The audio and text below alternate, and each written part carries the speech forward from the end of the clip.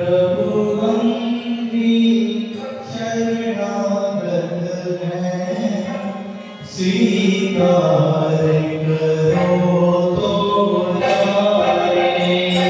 प्रभु हम भी शरणागत हैं,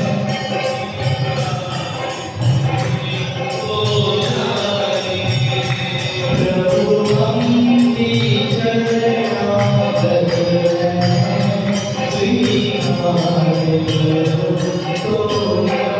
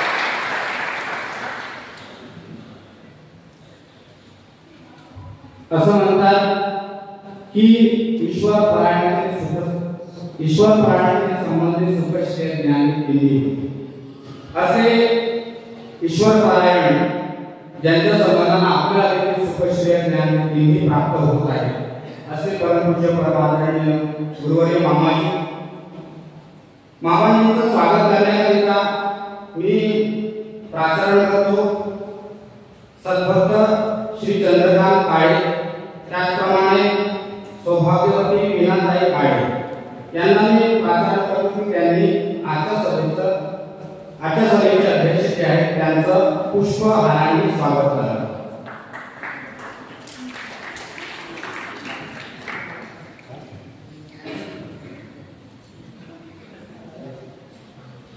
त्याचप्रमाणे आज ज्यांची दीक्षा ठरलेली आहे अशा धर्मकुमारी निकिताताई महानुभाव हे ईश्वराला सर्व संग परित्याग करून अनंत भावे ते ईश्वराला शरण जात आहे. मनाची सुमने माझी अर्पितो भाव सौरभ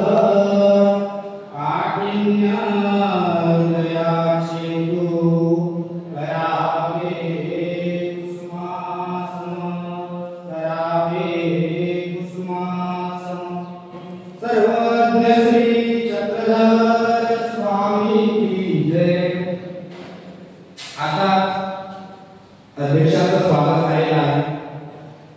त्याचप्रमाणे सभेमध्ये उपस्थित असलेले सर्व भिक्षुक, वासनिक, तपस्विनी, माता भगिनी यांचा देखील स्वागत होणं आवश्यक आहे.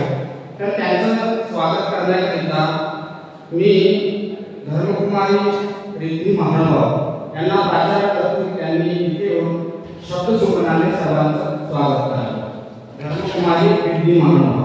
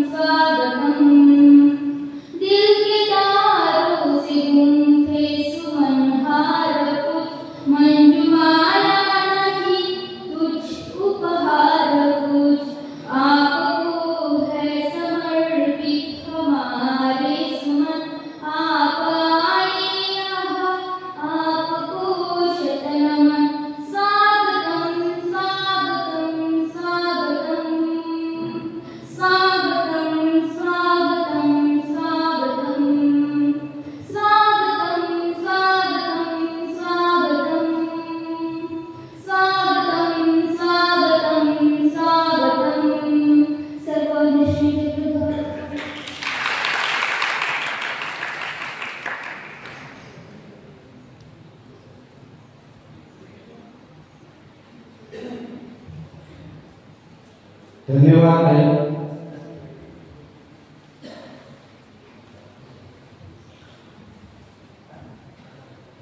यानंतर महत्त्वाचं म्हणजे पंचोपचार महोत्सव. तर सर्वप्रथम पंचोपचाराचा जयघोष होणं आवश्यक आहे. कारण पंचोपचार उपहार महोत्सव आहे आणि त्याच्या देवाचा वाढदिवस देखील आहे. तर त्यासाठी आपण सर्वांनी एकदा त्या पंचोपचाराचा जयघोष करूया. श्री गोपाल कृष्ण महाराज की, श्री दत्तात्रेय महाराज की, श्री चक्रपाणी महाराज की, श्री गोविंद प्रभु महाराज की, सर्वज्ञ श्री चक्रधर स्वामी की।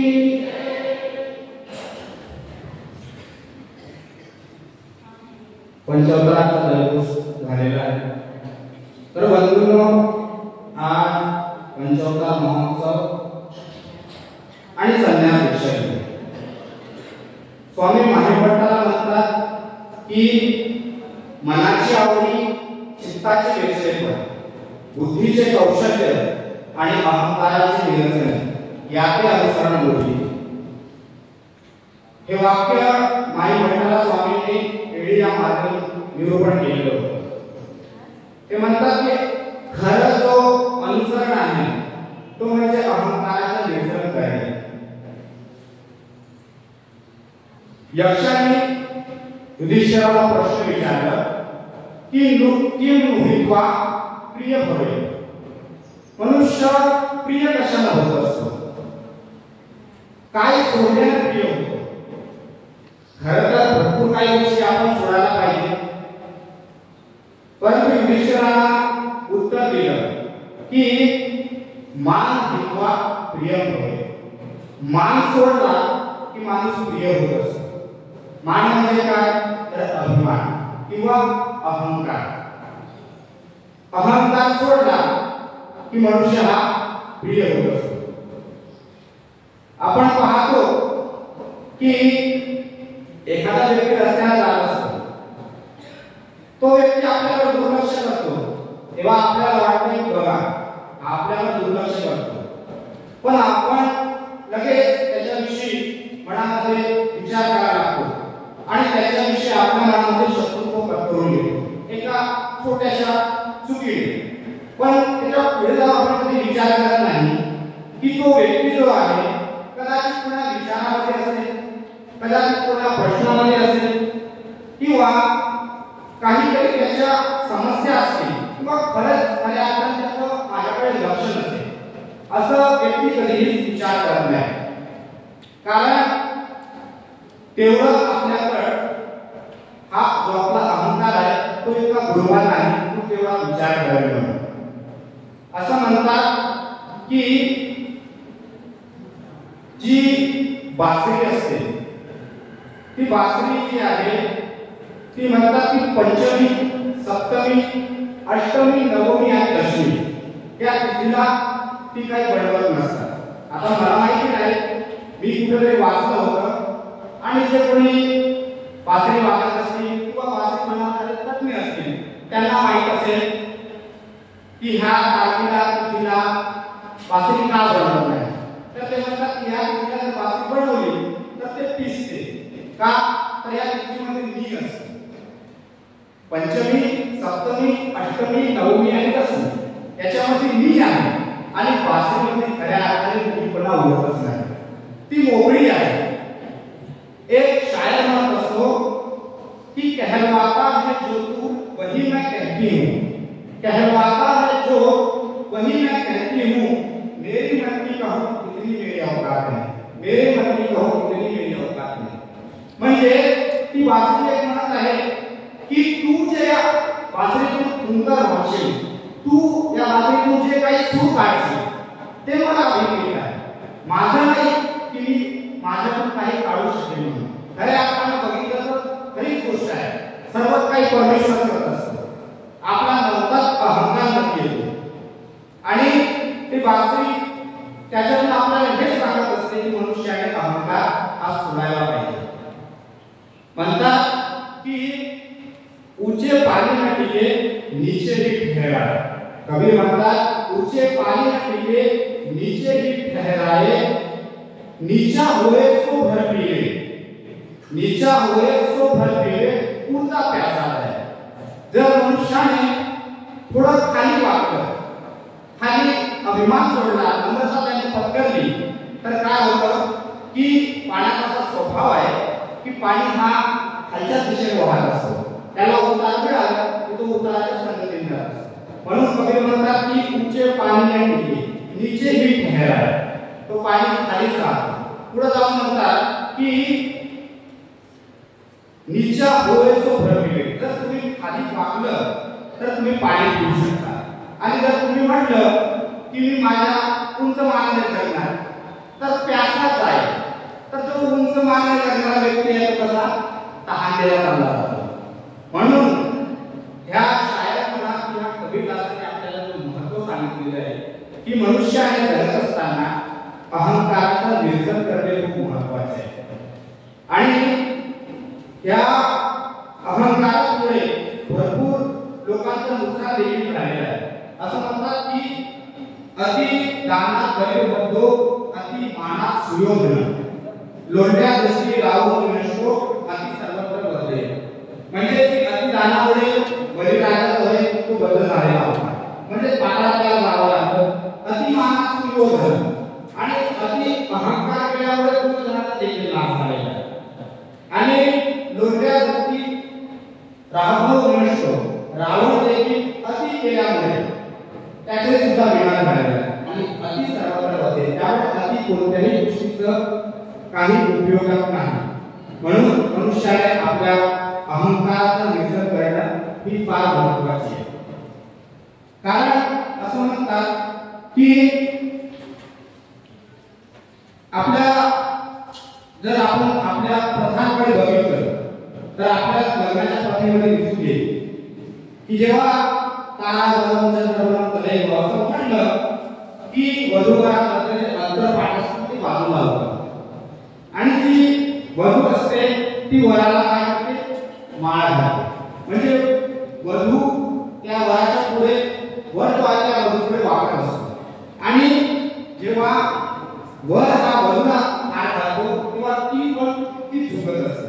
म्हणजे संसाराच्या पहिल्या पावलामध्ये आपल्याला सुद्धा हे दिसून पडतं की माणसानं संसार करताना झुकणं हे अत्यंत आवश्यक आहे. ठीक आहे, बाहेर आत्मानं जगावं पण घरी पुढे झुकणं शिकावं. कारण जोपर्यंत आपण पुढच्या लोकांपुढे झुकत नाही, त्यांच्या मनातली गोष्ट ओळखण्याला शिकत नाही, तोपर्यंत आपला विकास होत नाही. म्हणून आपल्याला जर आपला विकास करायचा असेल तर झुकणे हे महत्त्वाचे आहे. ते म्हणतात कबीरांचा आणखी तो आहे की प्रेम गली गती साकरी तामे दोन समाय, प्रेम गली गती साकरी तामे दोन समाय, जब मैं था तब भय नाही. तेव्हा प्रेमाची गली इतकी संकीर्ण असते की तिथे दोघंच राहू शकत नाही. कारण जब हरी था जब मैं था, म्हणजे जेव्हा माझ्याकडे धीपणा होतं तेव्हा भय नाही, त्या तुम्हाला भय आपल्या जवळ येते. आणि जब हरी था तब मैं नाही, आणि जेव्हा परमेश्वर भेटून जातो तेव्हा धीपणाला पावच राहत नाही. एक व्यक्ती होता, तो एका फकीराकडे गेला. फकीराला म्हणतो की तुम्ही सर्वांना देव दाखवा, मला देखील देव दाखवा. तेव्हा तो फकीर म्हणतो की त्या डोंगरावर एक झोपडी आहे, त्या झोपडीवर गेला आणि तिथं दाराला खूप फोडलं, म्हणजे तुला परमेश्वर भेटेल. तो जातो, त्या दाराला ठोठावतो, तिकडून आवाज येतो कोण? तेव्हा म्हणतो मी. दार काही उघडत नाही. परत असे बरेच दिवस जातो की कोण आहे, तिकडून आवाज येतो, तो म्हणतो मी, पण दार काही उघडत नाही. त्यानंतर 15 दिवस होऊन जातात. तो जो व्यक्ती आहे त्या फकीराकडे येऊन चिडतो, तो म्हणे काय मी माझी मस्करी चालवली आहे, मी रोज जातो पण दार तुम्ही उघडत नाही.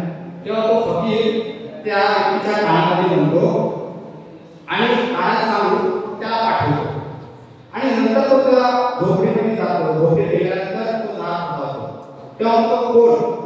तेव्हा तो व्यक्ती म्हणतो आतही तूच बाहेरही मी. तेव्हा तो दरवाजा उघडून जातो. खऱ्या अर्थाने सांगायचं म्हणजे जिथं मीपणा केला की तो परमेश्वर प्राप्त होत असतो. म्हणून म्हणतात की घरात कौलाचे आपल्या पक्षकाराने म्हटलेलं आहे, घरात कौल असेल कौली नाही, उपदेश असताना देखील ते म्हणतात की कोणीच नाही, कारण मी आणि तू कोणी वेगळा नाही, अशी भावना जेव्हा आपल्याला निर्माण होत असते तेव्हा खऱ्या अर्थानं मनुष्याचा अहंकार होतो आणि परमेश्वराची प्राप्ती होते. तर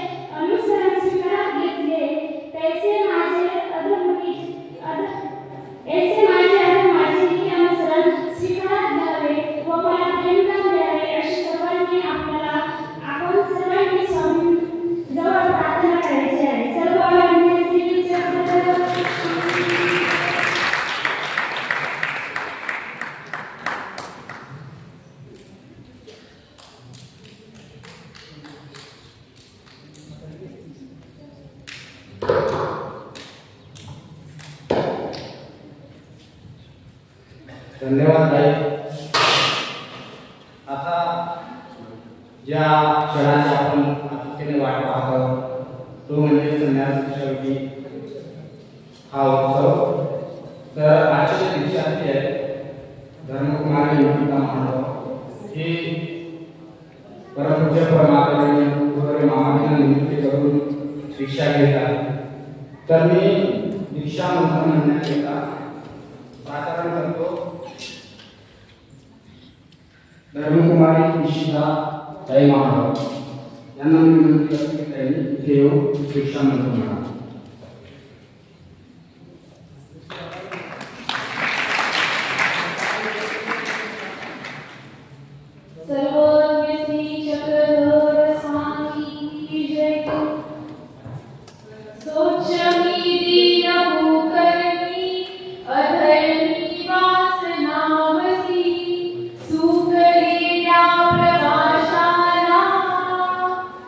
Shiva Shranam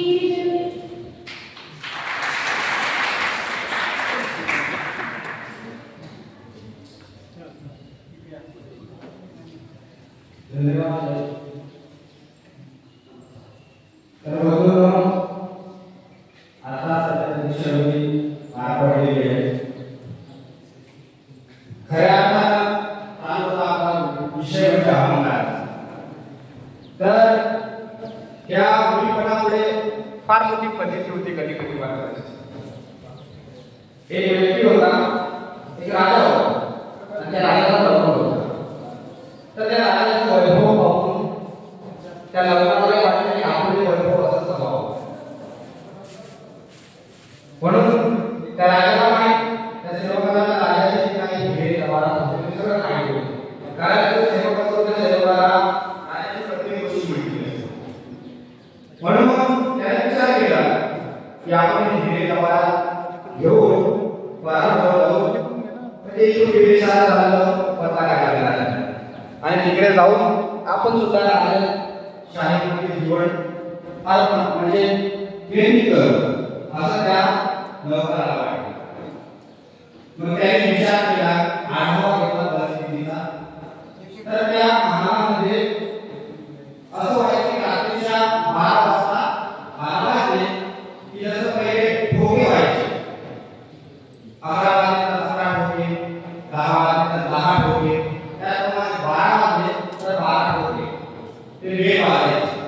तर त्या नवकाराने विचार केला की रात्रीच्या 12 मध्ये आपण हे 12 ठोके होतील आणि त्या 12 ठोक्यांच्या आवाजामध्ये आपण त्या ठोक्या ठोकून टाकू आणि ह्या ठोक्याच्या सहाय्याने आपण वर चढू आणि मग ते वर चढल्यानंतर ती जी संदूक आहे मोत्यांची ते संदूक घेऊन आपण निघून जाऊ असं त्याने बरोबर विचार केला. सगळं त्याने डोक्यामध्ये आपला आपण टाकला आणि दुसऱ्या दिवशी अशाच विचाराने तो गेला. बरोबर रात्रीचे 12 वाजले, 12 ठोके झाले. त्या ठोक्यामध्ये त्याने त्या ठोक्या ठोकल्या आणि ठोक्या ठोकल्या आणि त्या ठोक्याच्या सहाय्याने तो वरती चढला. काम सगळं व्यवस्थित होत होतं. आता त्याला सगळंच काही माहिती झालं की आता आपण पोहोचलो. परंतु काय झालं काय माहिती, त्याचा धक्का कुठेतरी लागला आणि ती चालू पहारेकरांना माहिती झाली. पहारेकरांना माहिती झाल्यानंतर सगळीकडे गोंधळ झाला. अरे चोरी होत आहे, चोरी होत आहे, चोरी होत आहे. त्यामुळे ते पहारेकरी लगेच त्याच्याकडे धावले. तो घाबरून गेला आणि घाबरण्याच्या दिशेने काय झालं की ती संदुकाची पेटी होती. ती पेटी घेऊन तो जाणार होता, परंतु तो ती पेटी सोडली आणि त्या राजमहालाच्या राजमार्गावरून मारून खाली पडला. दुसऱ्या दिवशी राजाला कळालं की चोरीचा भेद झालेला. आता आपण चोरी कशी पकडायची म्हणून त्याने गवळणी पिळवली. म्हणजे ही चोरी कशी झाली, जे कोणी आम्हाला सांगून देईल त्याला ही संदुकाची पेटी बक्षीस देण्यात येणार. आता त्या चोराला माहिती होतं की आपण सगळं काही केलेलं आहे, तत्वतंत्र गोष्ट आपणच सांगू शकतो. अशी गवळणी पिळल्यानंतर तो बरोबर त्या राजाच्या दरबारात बदलला आणि सांगायला लागला की राजेसाहेब तो चोर असा असेल, त्याचा विचार असा असेल की हे 12 वाजतील, 12 वाजेच्या 12 ठोक्यामध्ये आपण 12 ठोक्या ठोकू आणि वरती जाऊ. तशा पद्धतीने तो करत होता आणि वरती जाऊन आता तो व्यवस्थित पद्धतीने सगळं सांगत होता. त्या राजमार्गाच्या लोकांनाही माहिती झालं की आता खऱ्या अर्थाने जे काही संदुकाची घ्यायलाच मिळणार आहे, कारण हा व्यवस्थित सांगतोय. मग हा सांगता सांगता काय झालं की हा म्हणतो की 12 वाजेच्या 12 टोक्यामध्ये तो चोर वरती चढला असेल, त्याने संदूकची पेटी घेतली असेल, पेटी घेऊन तो खिडकीपाशी आला असेल. पण झालं काय की तेवढ्यातच त्या पहारेकरांना त्याची चावू लागली आणि चावू लागल्यानंतर काय झालं की ती संदुकाची पेटी आहे ते तर पडली आत आणि मी पडलो बाहेर. सांगायचं तात्पर्य की जिथे तिथे मी पण आला की माणूस असा फसतो आणि तो चोर जो आहे त्याला ओरडून टाकला आणि त्याला शिक्षा सुनावली. सांगायचं तात्पर्य कुठेही मीपणा चालत नाही. तर मीपणा असावा तर त्या सीमा असावा, त्या सीमाला मर्यादा असावी.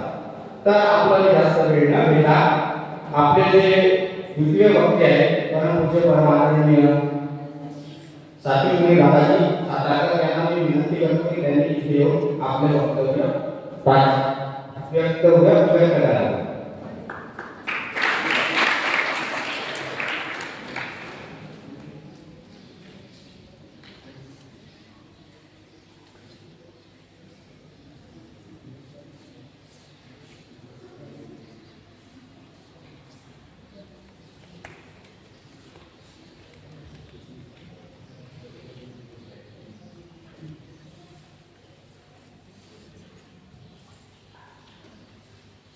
कर्मण्येवाधिकारस्ते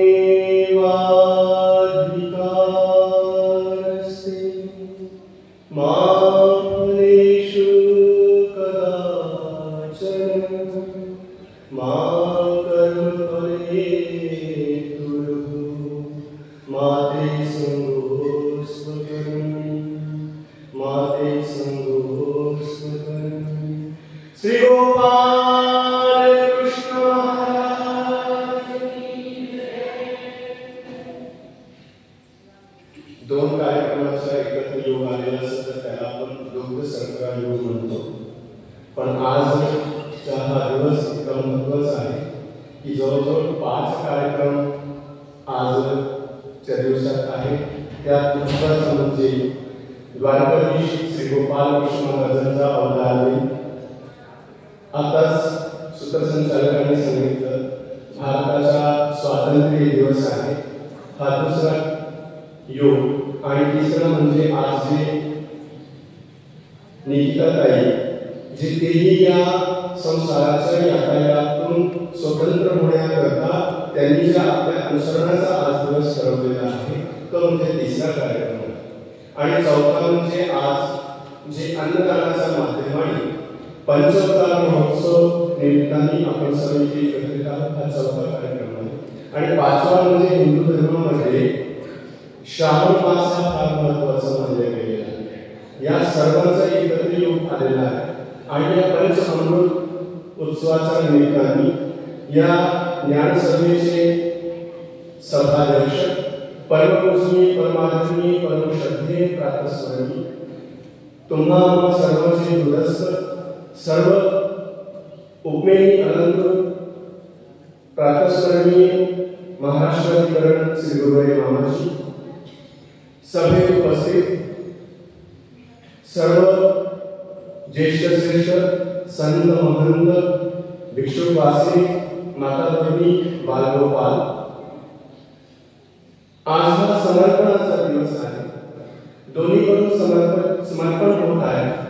एक आपल्या जीवनाचा समर्पण करीत आहे आणि एक अन्नदानाच्या माध्यमाने आपल्याला भजन पूजन इत्यादी क्रिया समर्पित करण्याकरता आज आपल्या आश्रमामध्ये आलेले आहे।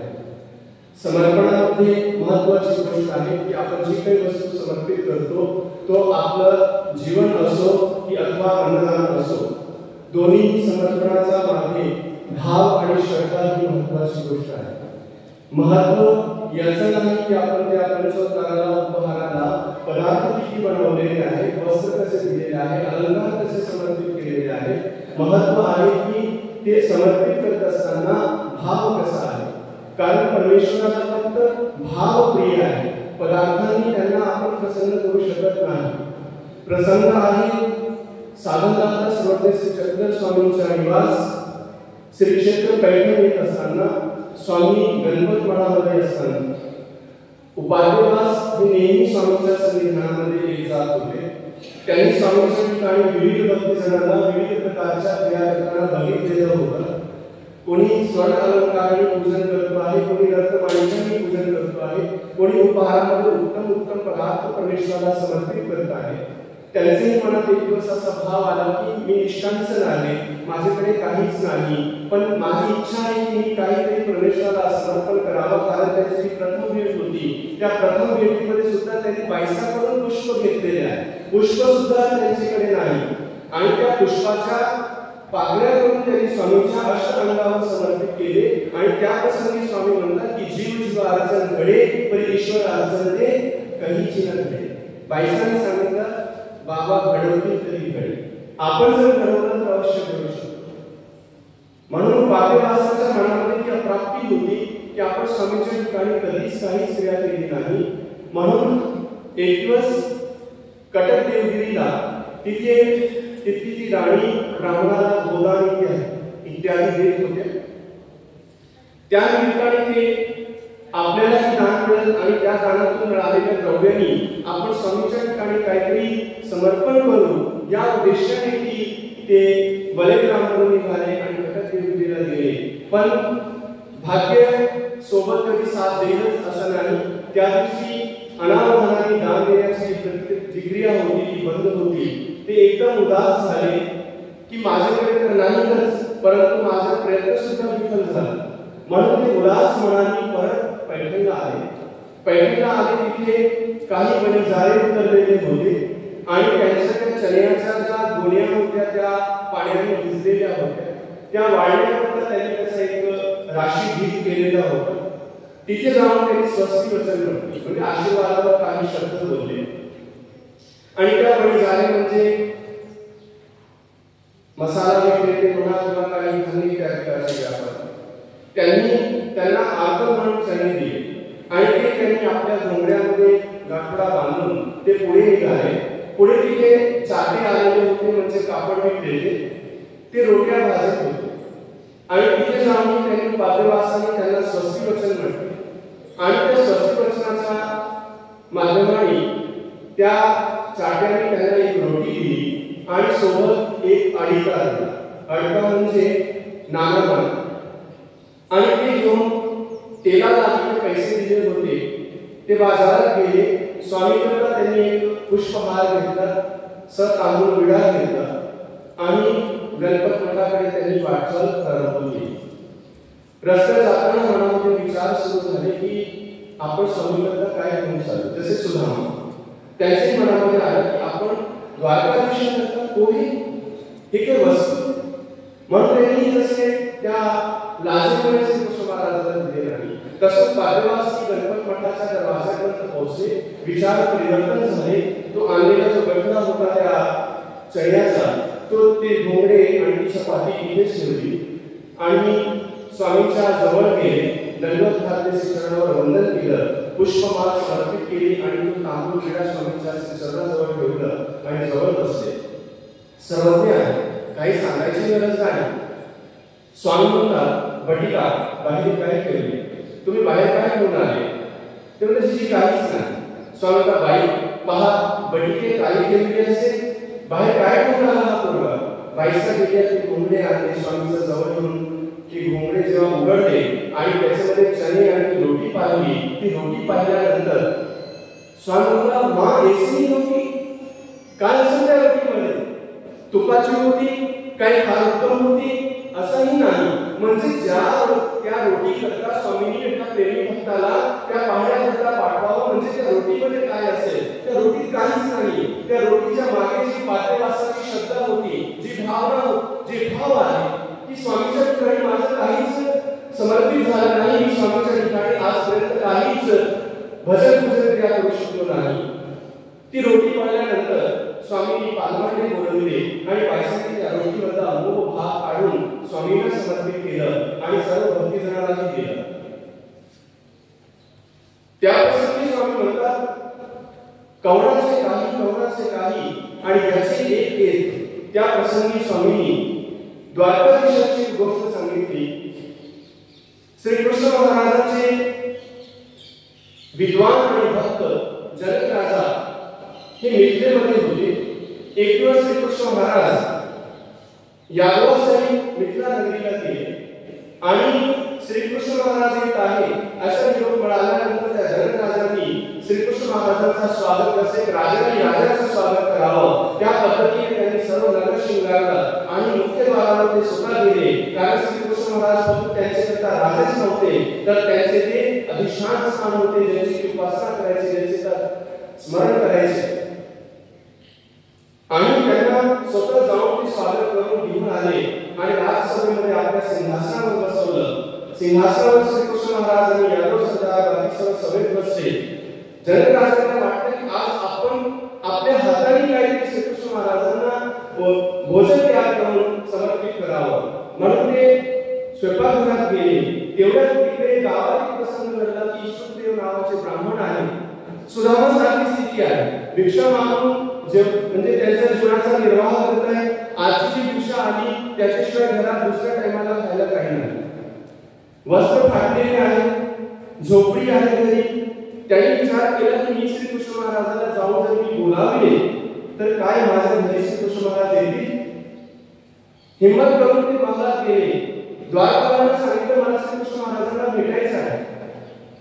द्वारपालांनी चांगले संस्कारित होते, त्यांनी जाऊ दिलं आणि त्या सभेमध्ये त्यांनी एकाला पाहिलं शुद्धदेव येत आहे आणि श्रीकृष्ण महाराज त्या सिंहासनावरून धावत पळत गेले आणि दोन्ही श्रीकर असे नाम करून त्यांनी श्री शुद्धदेवाला भेट दिली आणि त्यांनी विनंती केली, जीजी गोसावी माझ्या घराची विजय करावी. श्रीकृष्ण महाराजांना विरस किती झाली, इकडेही भक्त आहे तिकडेही भक्त आहे. आपल्याला जर अशी स्थिती असेल की एकीकडे राजा असेल आणि एकीकडे सामान्य रंग असेल तर आपण कोणाची निवड करू? आपण मात्र कोणाची? राजाची निवड करू. पण श्रीकृष्ण महाराजांनी तसं नाही केलं. त्यांनी विज्ञानाचे श्रीकृष्ण आणि यावरती ठेवले आणि आपण स्वतः त्या शुद्धदेवाच्या घरी गेले. शुद्धदेव विस्मित झाले. आपण ऐकलं असेल की मागे ज्यावेळेस आपले पंतप्रधान नवीन पंतप्रधान पदावर आरूढ झाले होते त्यावेळेस त्यांना भेटण्याकरता अमेरिकेचे ओबामा त्यावेळेस राष्ट्रपती होते. ते भेटण्याकरता आले होते आणि मोदी साहेबांनी त्यांच्या स्वागतार्थ जे ड्रेस घातलेला होता, किती कोट्यावधीचा होता तो, त्याचे फार न्यूज आलेली होती की तो ड्रेस नंतर इतक्या कोटीचा विकला गेला की त्याचे त्यांनी काही गरीब लोकांची मदत केली. त्या ड्रेसने त्यांना प्रभावित केला असं नसेल, पण त्या शुद्धदेवाचे फाटके वस्त्र पाहून श्रीकृष्ण महाराज प्रभावित झाले आणि धावत जाऊन त्यांना भेट दिली. नव्हे त्यांच्या घरी गेले. बसवायला काहीच नाही, घरातल्या छतातली जी कुहिती होती, तो जो गवत इत्यादी होता तो काढला, त्याचा आसन स्वामी करता धरलं. स्वामी आसनस्थ झाले. सर्व यादवसुद्धा सोबत बसलेले आहे आणि शुद्धदेवांनी जी आजची आलेली भिक्षेमध्ये जो पीठ आलेला होतं आणि त्याची आंबील केली आणि ती आंबील अशी आहे की त्या राजनामधल्या पाण्यामध्ये ते पीठ जे भाजलेलं त्याच्यात काही मीठ मिरची टाकली असं ते टाकून त्यांनी श्रीकृष्ण महाराजांना जो पातळ घाटा केलेला आहे तो घाटा स्वामींना पत्रावरून वाढला. सर्व यादव सरदारांनाही वाढला. उद्धवदेव जवळ बसलेले आहे. श्रीकृष्ण महाराजांनी तो प्रेमपूर्वक खायला सुरुवात केली आणि ते खात असताना घाटा पत्रावळीचा बाहेर वाहत चालले. श्रीकृष्ण महाराजांनी ती पत्रावळी एका श्रीकरांनी वर केली तर तो घाटा दुसरीकडून वाहत चाललं. दुसऱ्या श्रीकरांनी वर केली तर तिसरीकडून वाहत चाललं. श्रीकृष्ण महाराज चतुर्भुज झाले. चतुर्भुज होऊनही तो घाटा आवरला गेला नाही. उद्धवदेव हे सर्व दृश्य पाहत होते. उद्धवदेवाने म्हटलं, जीजी आपण इतक्या सेना आवरल्या, इतके मोठे मोठे युद्ध केले आणि हा सामान्यचा घाटा आपल्याला आवडला जात नाही. श्रीकृष्ण महाराज म्हणतात, उद्धवदेव हा घाटा नाही, या घाट्याचा पाठीमागे जी त्या शुद्ध देवाची श्रद्धा आहे ती श्रद्धा वाहत आहे की माझ्याकडून आवडलं जात नाही. श्रद्धा कशी आहे त्याच्यावर विषय आहे. तो भाव कसा आहे, समर्पणाचा पाठीमागे भाव कसा आहे. पदार्थाला महत्व नाहीये की आपण पदार्थ किती बनवलेले आहेत, विषय आहे की आपण ते पदार्थ समर्पित करताना आपला भाव कसा आहे. आज दोन्ही प्रकारे समर्पण चालू आहे. आज निकिता ताई त्याही आपल्या जीवनाचा सर्वस्व परमेश्वराला समर्पित करीत आहे आणि काळे परिवार हेही आपल्याकडून स्वामीच्या चरणी आपला भजन पूजनाच्या माध्यमाने भाव समर्पित करत आहे. म्हणून आपण ज्या विचाराची आतुरतेने वाट पाहत आहोत, नेहमी आपण वेळ त्यांचा सर्व घेऊन घेतो, त्यांना 12ला 2 मिनिट व 5 मिनिट असताना आपण त्यांना म्हणत असतो, मामाजी मला मार्गदर्शनावर काहीतरी सांगा. आणि मामाजीच्या पहिले तुम्हाला टाइम 12 वाजल्याने दत्तात्रय प्रभूंना उपहार दाखवलाच पाहिजे. म्हणून मला वाटतं की आजचा जो वेळ आहे तो सर्व आम्ही मामाजींना द्यावा आणि जाताना आजचे जे नवदीक्षित म्हणून आता दीक्षाभूमी येत आहे त्यांच्या अनुसार परमेश्वराने सिद्ध द्यावं, त्यांना आपलं प्रेमपद प्रदान करावं आणि भजनाच्या माध्यमाने पूजनाच्या माध्यमाने जे कार्यपरिवार हे आपली श्रद्धा परमेश्वराच्या ठिकाणी समर्पित करत आहे, जे स्वामींनी सांगितलेलं आहे की अन्नदान ते उत्तम आहे, ती उत्तम क्रिया त्यांची परमेश्वराने निर्देशितपणे स्वीकार करावी आणि त्यांनाही उत्तरोत्तर आपल्या प्रेमाचं पात्र करावं. एवढे 2 शब्द बोलून मी इथेच विराम घेतो. सर्व श्री आपली परंपरा काय आहे, शुक्रवारच्या दिवशी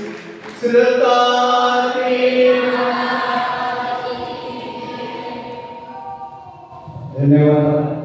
दादाने आपल्या क्रियेचं भावाचं महत्व सांगून दिलेलं आहे.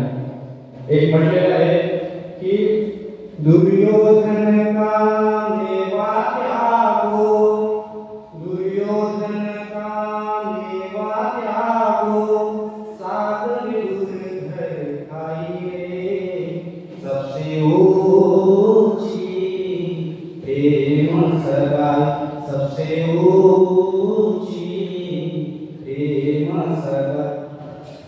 आपण आता त्यांच्या मार्गदर्शनाला आतुरतेने वाट पाहतो असे परमपूज्य परमानंद गोरे मामांनी त्यांना मी विनंती करतो की त्यांनी आम्हाला मार्गदर्शन करावे.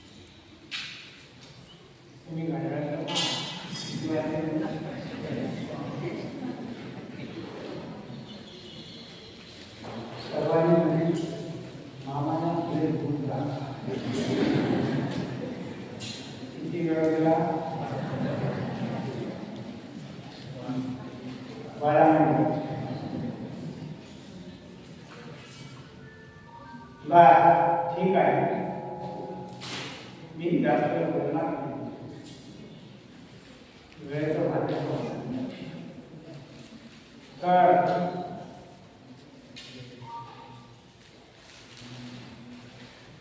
स्वामीने सांगितलेलं आहे, राग द्वेष काम क्रोध मत्सर यांसारख्या महात्याचे वर्णन होतो का? झालंय सुद्धा कुणी आपल्याला छाती वाढ सांगावं कथा सर्व ती सांगायला बाळगतो वास्तविक पहा तर नाही असं सांगावं. अर्थात ही सुरुवात आहे, तो त्याचा शेवट आहे. शेवट तसा झाला पाहिजे ज्याप्रमाणे परमेश्वर निघून केवळ आहे त्याप्रमाणे हा जीव केवळ झाला, केवळ केवळेच आहे. ज्या वेळेला असं केवळ तो होईल त्याच वेळेला तुम्ही समजत असाल केव्हाही सुरुवातीच्या अवस्थेमध्ये तो परमेश्वर मिळणार आहे किंवा त्याच्याने तुमचे जे झालेलं आहे असं समजू नका. आणि त्याच्याबद्दल एवढं घाबरण्याची कारण तुम्ही पहिली पायरी सोडून राहिलेली आहे. तर आता त्या पहिल्या पायरीला करताना तुम्हाला अंतर तर नाही पण बाहेर जाईल ते नाटक केलं पाहिजे. कशाचं? नाम भक्ती वैराग्य प्राप्त करण्याची आणि राग द्वेषाधिकारच्या निवृत्तीची. ते नाटक करायला जर सुरुवात केली तर पुष्कळ आणि हे अनुसरण म्हणजेच अनुसरणाच्या संन्यासाचा ही सुरुवात आहे. मग ती सुरुवात करत असताना तुम्हाला बांधून तरी त्याचा स्वीकार करा. मी सांगितलं तुम्हाला करावं लागणार.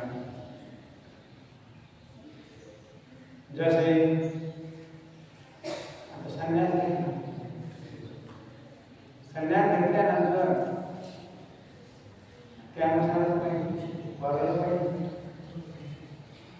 नसाल तर नाटक तरी केलं पाहिजे. मग ते नाटक करीत असताना व्यवहारात तसे आपण तिथे व्यवहार कोणी माता आहे, तुमचा पुत्र आहे, ते पटपट चालू देखते जणांना कपडे घ्यायचे असेल, बघे त्यांचे कपडे असतील काय मग ते असतील माता पुत्र, पण देखते येण्याकरता मात्र तो प्रकार नाही. म्हणून ही प्रारंभिक गोष्टी आहे त्याची दक्षता दाखवायला व्यवहाराला दाखवायला. जसे मी तिथे समाजाला असताना जुन्या काळामध्ये किती वर्ष झाले त्याला 60-70 वर्षापूर्वी तिथे प्रसिद्ध हॉटेल त्या लोकांनी लस्सीची सुरुवात केली. मग लस्सीची सुरुवात केल्यानंतर तशाच पद्धतीने मशीन तयार होती, डबी आहे सर्व. त्याच्यामध्ये गरमी चांगला होता, त्याच्यामध्ये चव सुगंध केळाचा वगैरे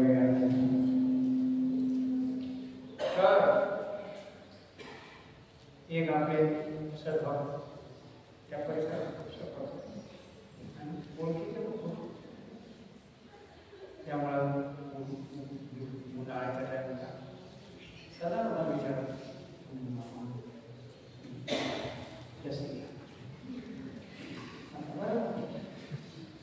आपण काही घेत नाही देतात विचारले त्यांनी आपल्या चौकाच्या व्यवस्थेत खूप असं बाहेर बसायला केले आणि मग त्यांनी सोबत नंतर केला. कदाचित त्याने संकल्प सोडला. मग हे इकडे मी होतो, तिकडे इकडच्या बाजूला दुकान माता येऊन सगळं आठवल्यानंतर मार्गामध्ये बाजूला साहित्य घेऊन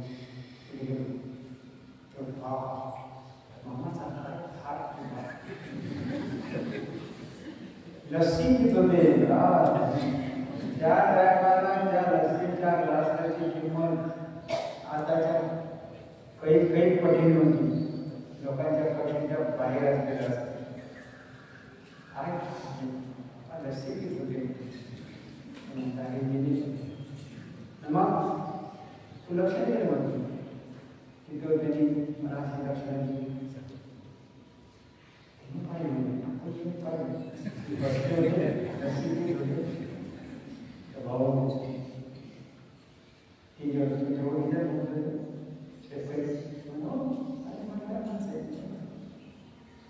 ते मला शिकवलं आज असं काय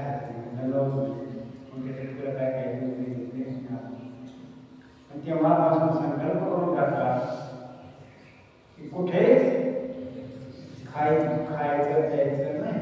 पुढे हॉटेलमध्ये दुकानावर कारण विशाल म्हणतात लय गमती आहे. तुम्ही असे कपडे घातले म्हणजे खिडकी जवळ उभे आहे म्हणजे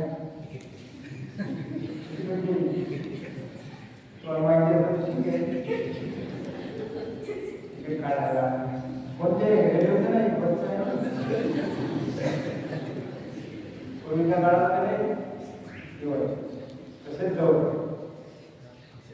त्याचं चाललं नसायचं.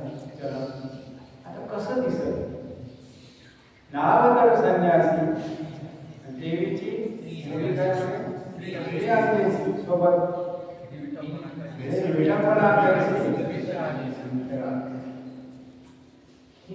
हे प्रारंभिक काहीतरी होऊ द्या हे तर लक्षात घ्या.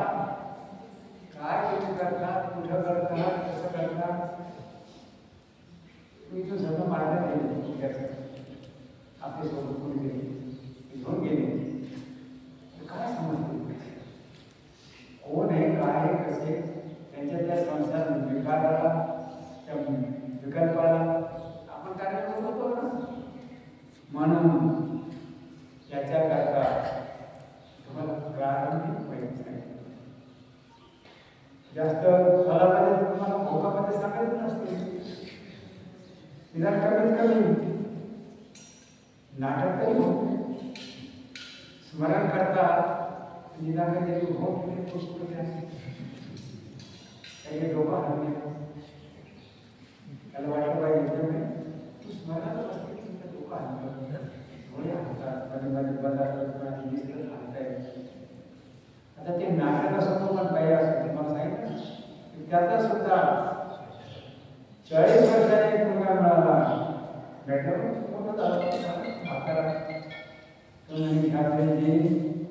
त्यावेळेचं मी लहानपणी मला आठवतो काय तुमचं स्मरण असायचं नाही कसं मला अशी आठवण आठवते नाही पण मला जमत नाही तुम्हाला जे जमत तर सांगायचं तात्पर्य वेळेचं भान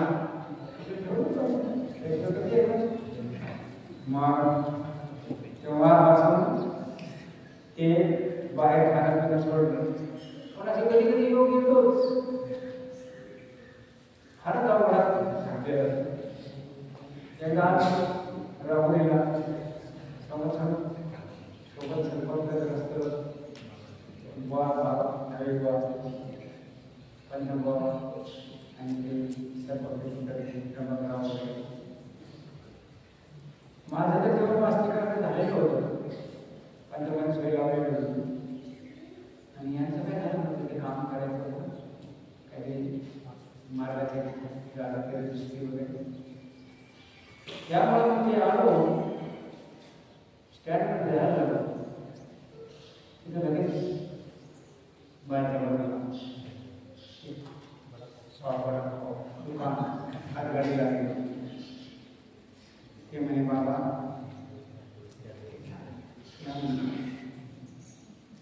मग बाहेर घेत नसतं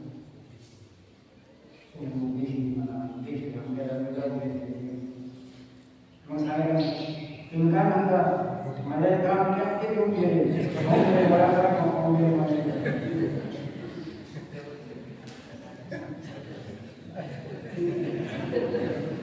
करते सगळे. मग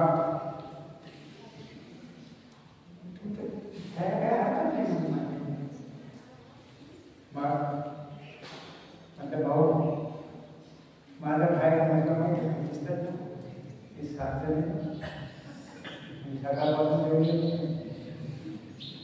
या सर्वांची व्यवस्था होईल बिलकुल होईल. काय म्हणता आता जेवणाची व्यवस्था असं म्हणून त्याने मग मी बसलो त्याच्या पाठवणार बसल्यानंतर त्याने वडापाव वगैरे खायचे बाकी ते सगळं बरंच होतं. मी सोबत लक्षात चांगलं त्यांनी खाऊ घातलं. त्या महात्म्यांकरता त्यांच्याकरता मला खाल्लं सांगायचं तात्पर्य. त्याच्यानंतर संपर्क तुम्हाला माहितीच आहे परमाकाशी संपर्क काय आहे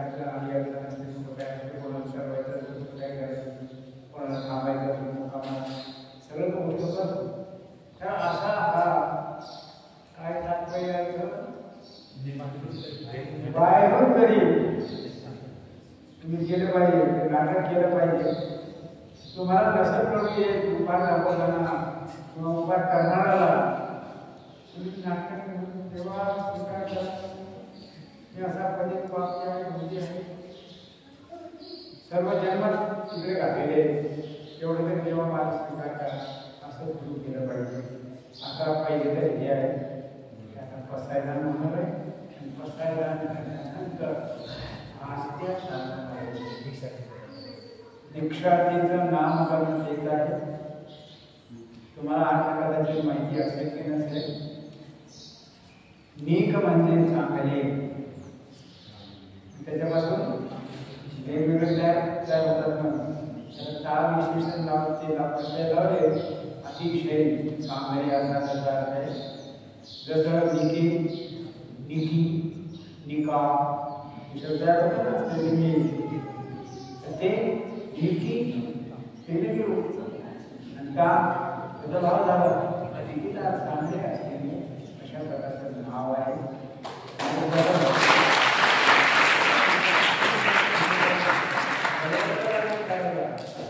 त्याच्याबद्दल काही गडबड करायला लागेल. गेल्यानंतर गेले मात्रा निकेत निकेत शब्दाचा घर तुझी वगैरे वगैरे बरेचसे आणि निकेत नाव त्याच्यापासून तयार होत असते. आणि ते प्लस तेरामध्ये ते अनिकेत म्हणजे काय नाही त्याला अनिकेत असा तो अर्थ होऊ शकतो. नंतर ते निकेतला जर केलं तर घर बांधली असा अर्थ होतो. म्हणून इकडे जोडत असताना करता निकेता हे नाव आहे हेच आहे. तर आता बसायला काळ